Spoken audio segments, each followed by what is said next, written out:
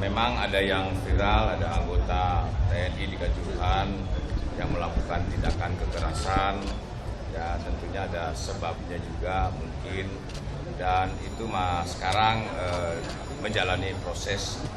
Kita nunggu tim dari TGPF, ya tim gabungan pencari fakta. Kita tunggu dari kepolisian juga menyerahkan kepada TGPF untuk mencari sebenarnya yang terjadi apa.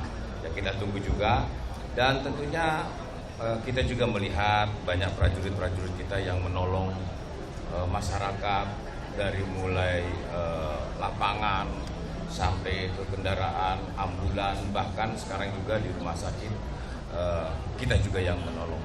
Ya saya pun akan melihat ke sana. Sore ini saya akan berangkat ke Malang. Saya akan melihat masyarakat-masyarakat yang terluka.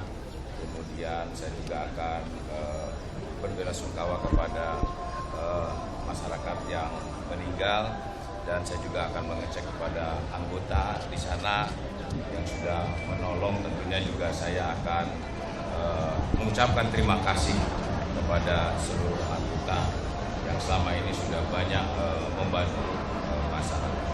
Saya rasa itu saja mungkin yang bisa saya sampaikan. Terima kasih. Wassalamualaikum warahmatullahi wabarakatuh.